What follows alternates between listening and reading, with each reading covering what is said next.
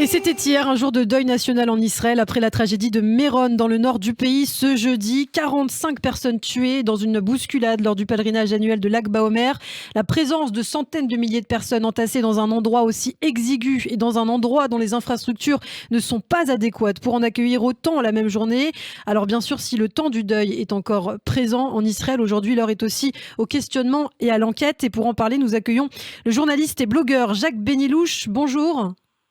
Bonjour, Merci vous d'avoir. m'entendez? On vous entend très bien, Jacques Benilouche. Merci beaucoup d'avoir accepté notre invitation ce matin sur Radio J. Alors c'est vrai, beaucoup de commentaires depuis la semaine dernière, ce week-end également sur cette catastrophe. Beaucoup s'interrogent sur la responsabilité présumée des autorités. Est-ce qu'il y a eu, selon vous, des manquements de l'État dans cette tragédie ? Oui, je pense qu'une commission d'enquête ne sert à rien, parce que toutes les responsabilités ont été vues à la télé. Vous avez vu les images dramatiques qui ont été faites. Or, il y a des faits qui sont avérés et qu'on n'a pas besoin d'aller rechercher. On sait par exemple que le ministère du Transport a payé l'arrivée de bus, de Ouais. 630 bus. 630 bus et 390 000 personnes. Mm. Donc, on peut pas dire que le gouvernement n'était pas au courant. C'est Miri Regev qui a financé ces activités de transport. Nous avons aussi le cas de différentes situations où la police, la veille des événements, a mis en garde le gouvernement en disant c'est très grave, c'est très dangereux, nous n'allons pas pouvoir contrôler ce flux de personnes. Donc ça, c'est quelque chose d'avéré. Et puis quand on sait que nous sommes encore en pleine situation, je dirais, de Covid. Le Covid n'est pas terminé chez nous. Bon, effectivement, on a Oui. moins de morts qu'ailleurs. Mais il faut savoir que le ministère de la Santé a dit il faudrait que nous interdisions aux gens qui ne sont pas vaccinés l'entrée de Méron. Or, le ministère de la Santé a refusé d'interdire. Pourquoi? Parce qu'il ne faut pas se mettre à mal avec les orthodoxes. Vous savez, les orthodoxes, c'est une vingtaine d'associations. Chaque association, chaque clan est dirigé par un gaon, par un chef religieux. Et il n'est pas question pour le gouvernement Netanyahou de se mettre à mal avec les religieux orthodoxes qui participent à son gouvernement. Mm. Les attaquer, c'est effectivement empêcher toute coalition de se faire. À l'heure actuelle, il a besoin des orthodoxes. Il a besoin des orthodoxes pour éventuellement, il lui reste encore 2 jours, pour éventuellement faire une coalition qui lui permette de gérer le pays. Or, se mettre à mal avec les orthodoxes, c'est très mauvais. Donc, vous voyez qu'on a pour des raisons politiques, on a bradé Mm. la situation sanitaire du pays. Et donc là, moi, je ne suis pas étonné de ces faits-là. On connaît Méron, on a été, et on voit que c'est des problèmes pratiques qui sont difficiles. Vous avez dans Méron, vous avez des descentes avec des escaliers, je dirais, en métal, donc glissant. Donc c'est très facile de glisser. Vous avez donc automatiquement des risques. Et ces risques-là n'ont pas été pris en compte pour des raisons politiques. C'est Mm. pour ça que quand le ministre de l'Intérieur, le ministre le ministre pardon de la Sécurité intérieure dit moi je suis responsable mais je me sens pas coupable, c'est un petit peu prendre les choses par le mauvais côté.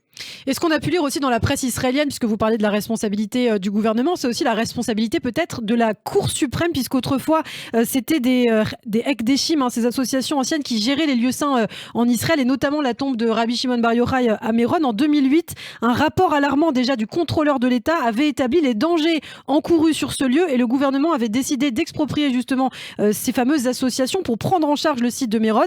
Mais les associations avaient déposé un recours devant la Cour suprême, et la Cour suprême n'a rien fait. Selon vous, Jacques, est-ce que la responsabilité incombe aussi à la Cour suprême ?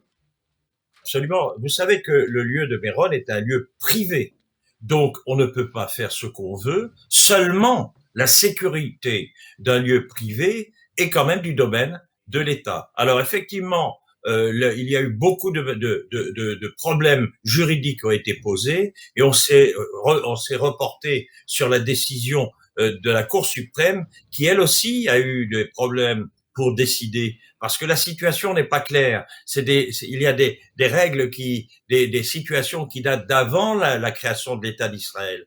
Donc, comme elle fait le droit, elle juge le droit, eh bien, il lui faut beaucoup de problèmes, beaucoup d'arguments juridiques. Ces arguments, elle les a pas eus, donc elle ne pouvait pas décider. Et c'est pour ça qu'on se retrouve devant une Cour suprême qui n'a pas décidé et un lieu qui est soi-disant, qui est réellement privé, mais on sait que dans tous les lieux privés, si vous êtes dans un stade de foot, dans certains cas, ce sont des lieux privés, mais la sécurité incombe à l'État. Et l'État devait imposer ses règles sécuritaires. On ne peut pas faire ce qu'on veut, même dans un lieu privé. Si vous avez une maison et vous faites des choses, vous recevez du public, vous n'êtes plus privé. Et donc, ça incombe à la situation. Alors, on peut reporter effectivement cela sur la Cour suprême. Vous savez, la Cour suprême subit à l'heure actuelle toutes les attaques que l'on veut. Mais dans ce cas-là, je pense que la situation a été inextricable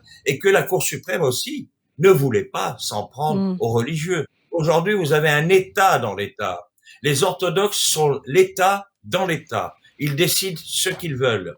Ils empêchent leurs élèves de suivre des cours légaux. Comme vous savez qu'en France, les écoles juives sont obligées de suivre le programme normal. En Israël, l'école finit à 13 heures. Donc, on aurait pu forcer les yeshivot d'avoir les cours laïques dans la matinée et les cours, je dirais, religieux l'après-midi, etc. Or, ces écoles, ces yeshivot ne suivent pas le programme légal.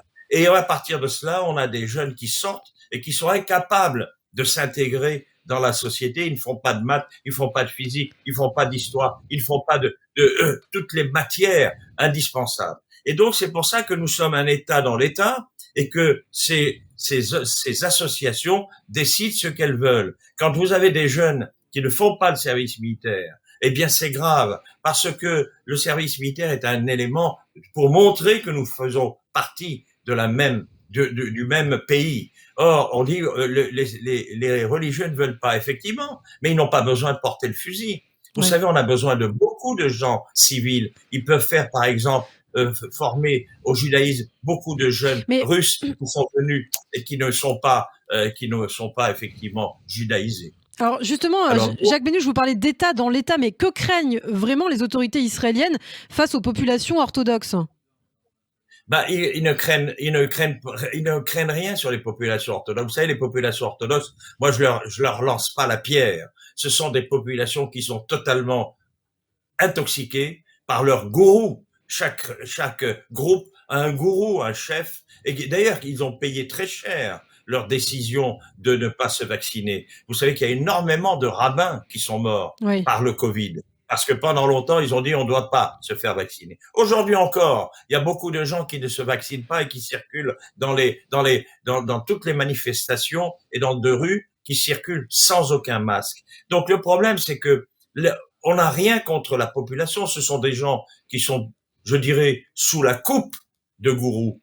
Mais et donc le gouvernement n'a pas peur. Le gouvernement a peur uniquement des dirigeants qui peuvent donner un ordre. Et il suffit qu'ils donnent un ordre pour qu'ils quittent le gouvernement, ils quittent la coalition. Donc, vous voyez, ce sont des problèmes politiques. Et que normalement, c'est ce que dit à l'heure actuelle Lapid, Lapid et d'autres voudraient que enfin, on arrive à avoir des religieux qui ne sortent pas, qui ne fassent pas de politique, qui restent dans leur synagogue et qui permettent à ce moment-là au gouvernement de décider librement sans avoir derrière lui le poids de certains dirigeants religieux qui imposent des conditions. Et donc, alors, effectivement, aujourd'hui, nous sommes à la veille d'un gouvernement et Netanyahou ne peut pas se permettre d'avoir les religieux contre lui. Sans compter que ces religieux, il faut pas l'oublier, la plupart de ces religieux sont issus je dirais, de sectes aussi américaines et que ces sectes apportent beaucoup d'argent. Ce sont ces sectes qui financent les yeshivot, ils n'ont pas d'argent, les jeunes ne travaillent pas, ils n'ont pas d'autre solution que de vivre de mendicité, malheureusement. Eh bien, ces sectes financent les Israéliens, financent les écoles israéliennes. Donc, c'est vrai aussi que Israël ne veut pas se couper de ce financement de ces écoles, et c'est pour ça que ils ont tendance à respecter les dirigeants orthodoxes Ouais. en évitant. Alors, et puis en plus, il y a une petite compétition entre les orthodoxes ashkénazes et les orthodoxes séfarades. Et à l'heure actuelle, je sens que Aryeh Deri fait un peu trop parler de lui. Il veut faire être plus royaliste que le roi. Il essaye de montrer que lui aussi est un bon orthodoxe et tout ça parce qu'il y a une compétition avec les ashkénazes. Et c'est vrai d'ailleurs. Ouais. Et on aura l'occasion d'en reparler, Jacques Benilouche. Merci beaucoup, Jacques Benilouche. On peut vous retrouver sur votre blog pour vos analyses toujours très pertinentes, temps et contre-temps. Merci. À très bientôt sur Radio J.